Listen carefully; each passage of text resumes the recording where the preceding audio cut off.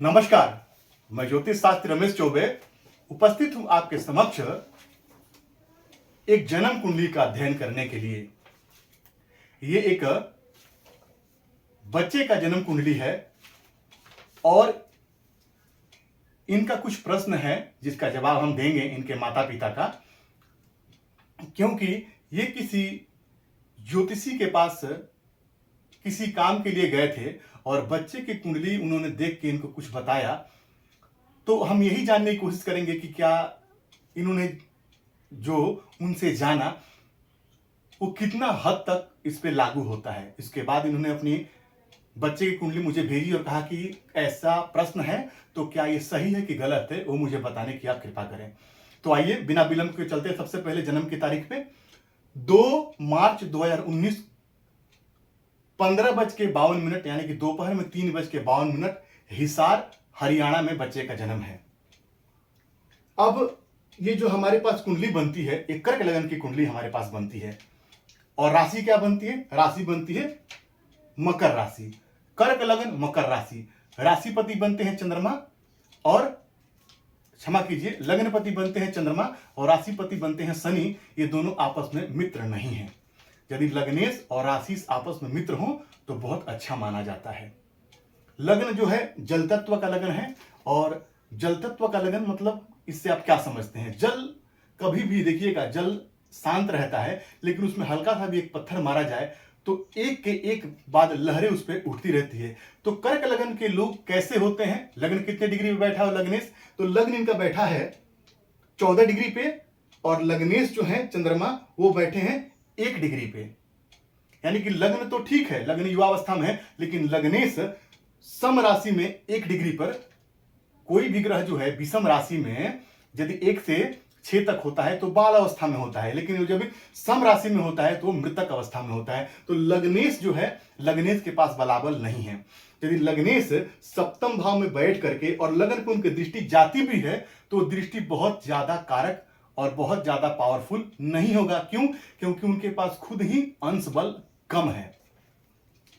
कर्क लगन के लोग कैसे होते हैं? तो कर्क लगन के लोग जो होते हैं बहुत भावनात्मक होते हैं, भावनाओं में बहने वाले होते हैं, इमोशनल होते हैं। थोड़े से भी यदि कुछ उनके दिल को ठेस पहुंचे तो आंख से तुरंत आंसू निकालने वाले होते हैं।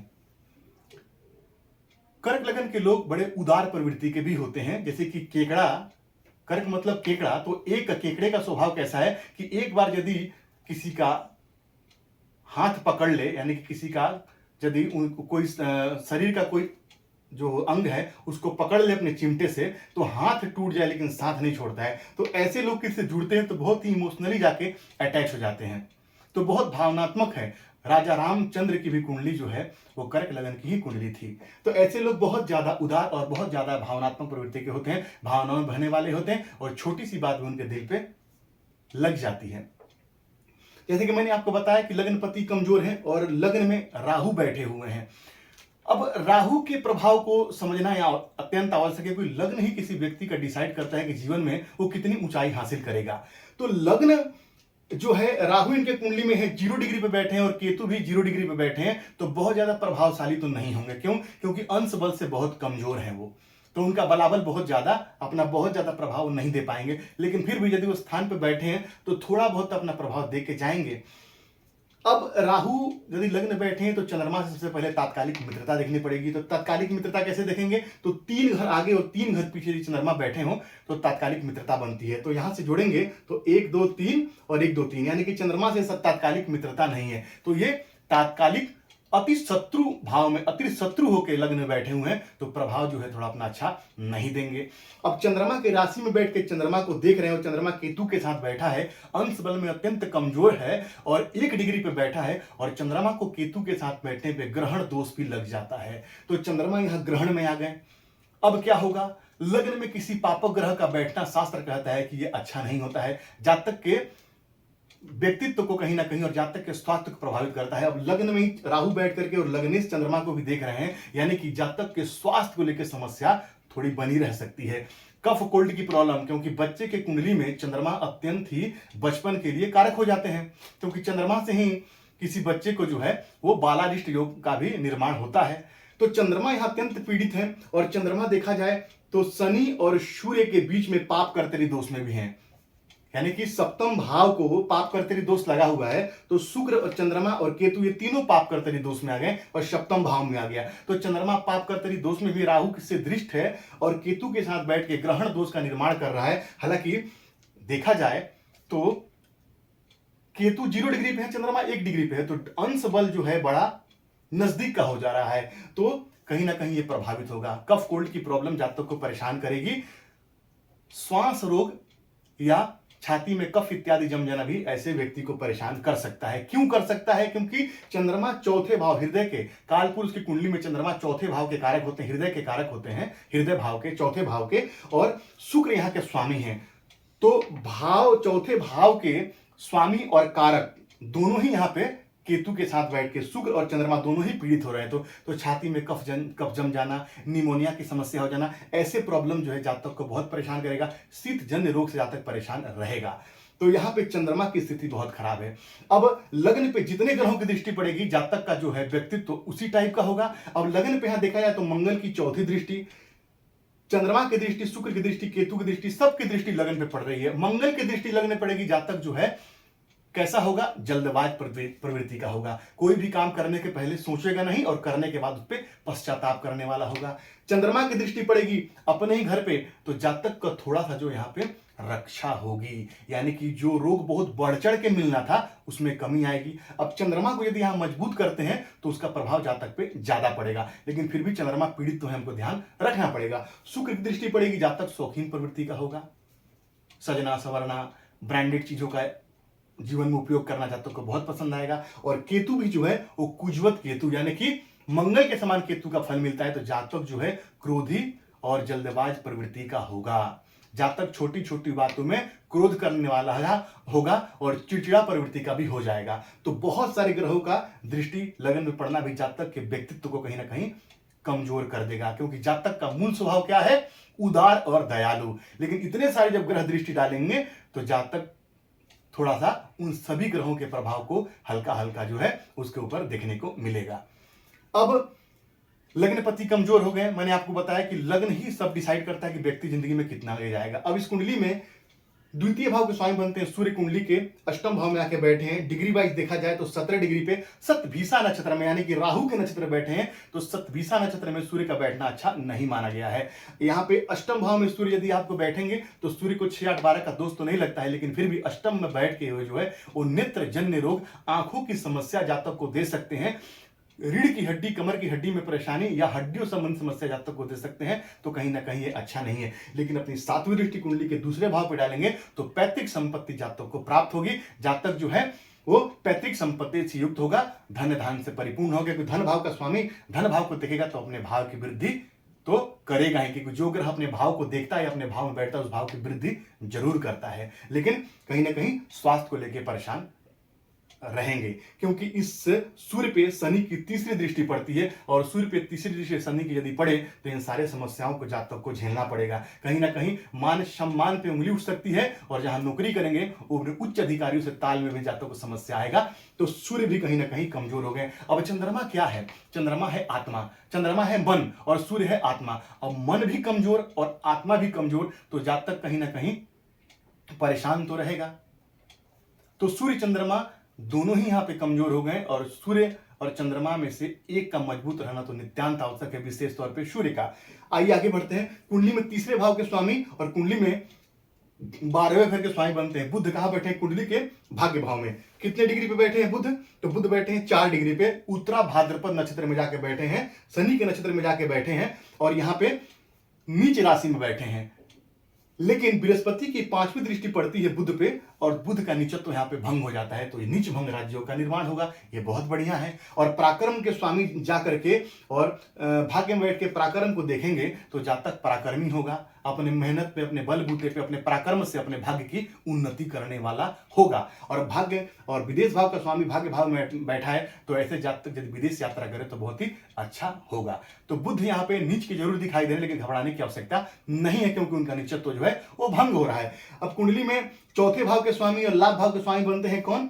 तो शुक्र। वो कुंडली के सप्तम भाव में आके बैठे हैं। सप्तम भाव पाप कर्तरी दोष में है। सप्तम भाव के स्वामी शनि अपने से एक घर पीछे आके बैठे हैं तो अपने भाव का व्यय करेंगे, क्योंकि अपने से एक घर पीछे बैठे हैं। कोई भी ग्रह अपने से एक घर पीछे बैठता है तो अपने उस भाव का वो व्यय करने लगता है, तो दाम्पत्य का व्यय होगा।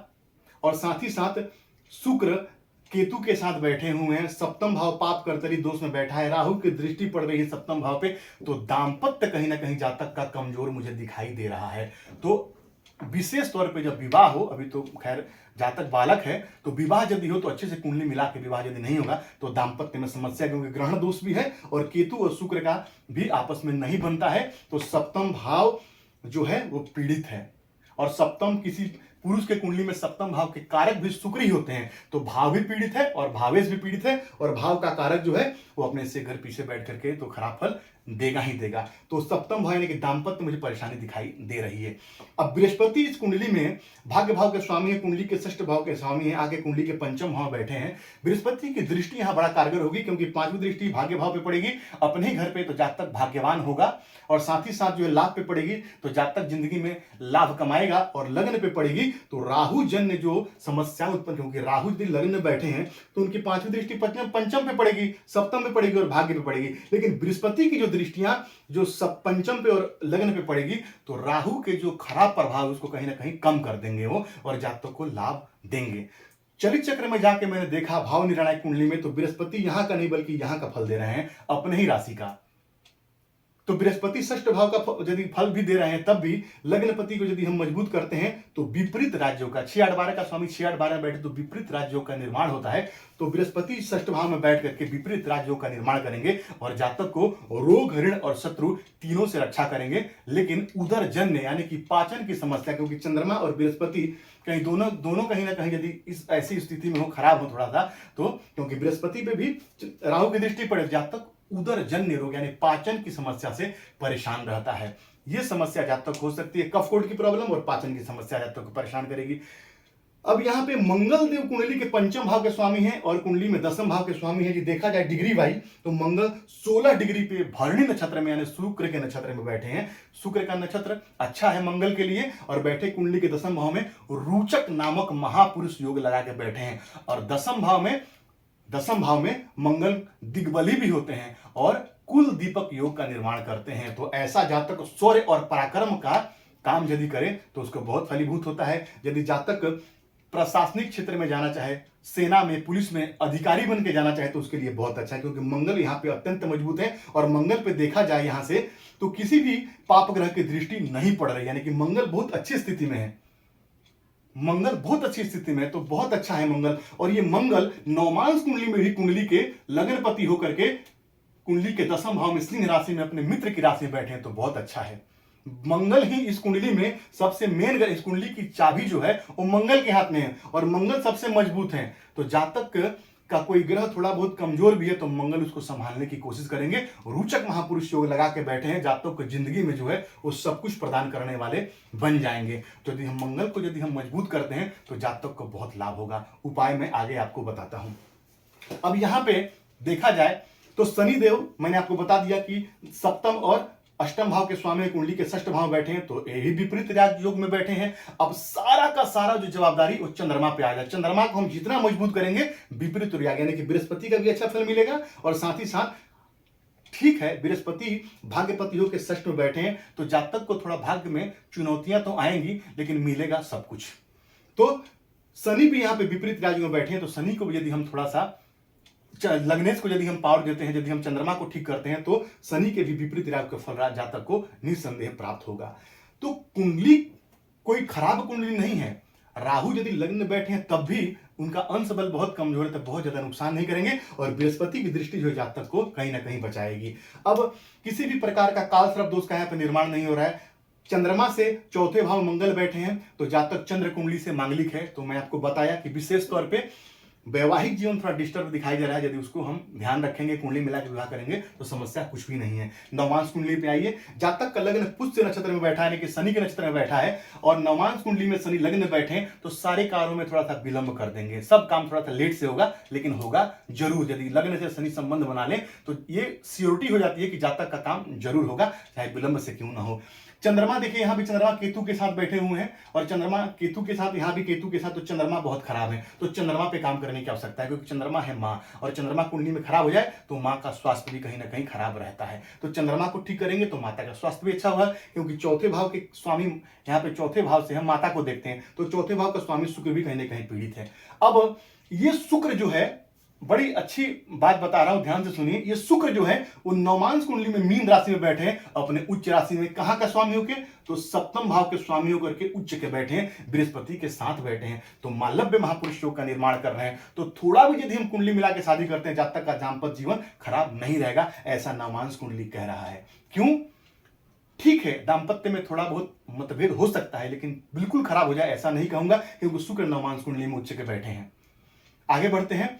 अब यहां पे देखिए, लग्नपति मंगल, मैंने आपको बताया कि दसम भाव बैठे हैं, यहां भी मंगल मजबूत, दसम भाव में वहां भी मंगल मजबूत, तो मंगल की स्थिति बहुत अच्छी है। और राहु यहां भी कर्क राशि में बैठे हैं, तो चंद्रमा कहीं ना कहीं, और चंद्रमा को देख भी रहे हैं, तो मंगल राहु कहीं ना कहीं चंद्रमा को पीड़ित कर रहे हैं, और केतु मिलके, तो चंद्रमा को यदि हम ठीक कर लेते हैं, तो जातक नित्य भोलेनाथ की आराधना यदि करता है, नित्य शिवलिंग पे 1 लोटा यदि जातक जल चढ़ाए, और प्रत्येक पूर्णिमा को चंद्रमा को कच्चे दूध का अर्घ प्रदान करे, ओम सोम सोमाय नमः मंत्र का जाप करे, और एक लगभग 6-7 कैरेट का मोती, यदि अभी बच्चा है तो कम से कम 5 कैरेट का मोती अर्धचंद्र पे ऊपर लगा के चंद्रमा का प्राण प्रतिष्ठा करके बच्चे गले में पहनाया जाए, तो निस्संदेह लाभ होगा।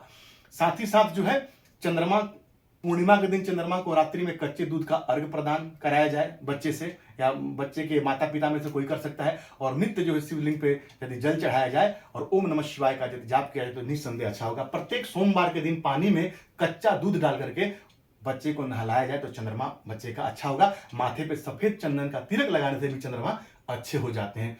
कितने सारे उपाय हैं, कुछ एक कर लेना है। चांदी के गिलास में भी यदि पानी पिया जाए, सुबह सुबह खाली पेट में यदि बच्चे को पानी पिलाया, रात भर पानी चांदी के गिलास में रख के, या गिलास या चांदी के लोटे में, और सुबह बच्चे को खाली पेट पिलाया जाए, तो भी चंद्रमा बच्चे का अच्छा होता चला जाएगा। नित्य माँ का चरण स्पर्श करने से भी चंद्रमा अच्छा हो जाते हैं।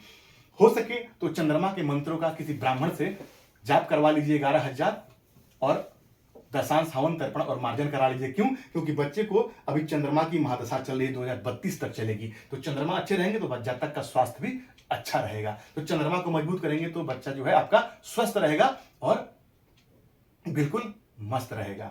षडबल में चंद्रमा के पास 4 अंक है, यानी कि बहुत खराब भी नहीं कहूंगा, लगभग ठीक ठाक है। लेकिन बृहस्पति षडबल में जो है सबसे कमजोर बुध है, क्योंकि वो नीच के बैठे हैं, लेकिन नीचे तो उनका भंग है, घबराने की आवश्यकता नहीं है।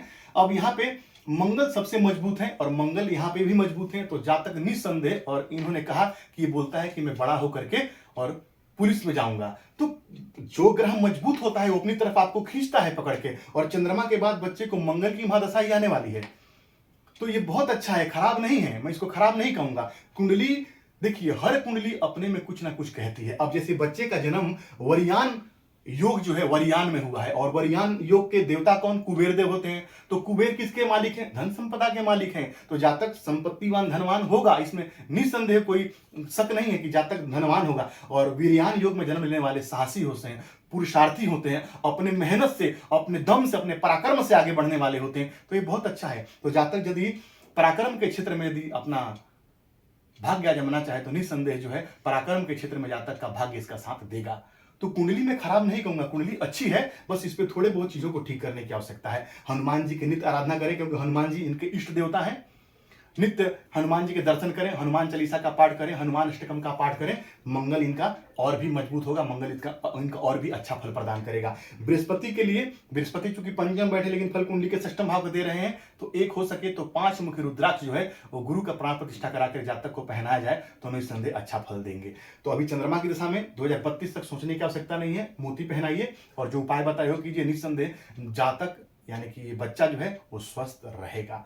बच्चे का जन्म की तारीख कितनी है? 2 है, और 2 तारीख जो है अंक ज्योतिष में चंद्रमा से संबंधित है, तो इसीलिए मैं कह रहा हूं कि चंद्रमा को मजबूत कीजिए तो फायदा होगा। क्योंकि चंद्रमा मनुष्य जाता, चंद्रमा यदि कमजोर हो जाए तो जातक का पढ़ाई में भी मन नहीं लगता है, और जातक का मन कहीं ना कहीं बेचैन रहता है। ऐसा बच्चा जो है बचपन में बहुत चंचल प्रवृत्ति का होता है, एक जगह 10 मिनट बैठ के और शांति से रह नहीं सकता है। तो चंद्रमा को मजबूत करेंगे उतना ही फायदा होगा। तो ये एक कम समय में एक संक्षिप्त रूप में इस कुंडली का विश्लेषण था। यदि आप भी कुछ कहना चाहते हैं तो कमेंट बॉक्स में आपका स्वागत है, और यदि आप भी व्यक्तिगत अपने कुंडली का अध्ययन कराना चाहते हैं तो नीचे दिए गए नंबर पर मुझसे संपर्क कर सकते हैं। तो आपका दिन मंगल में हो, इसी मंगल कामना के साथ आज के लिए इतना ही। नमस्कार।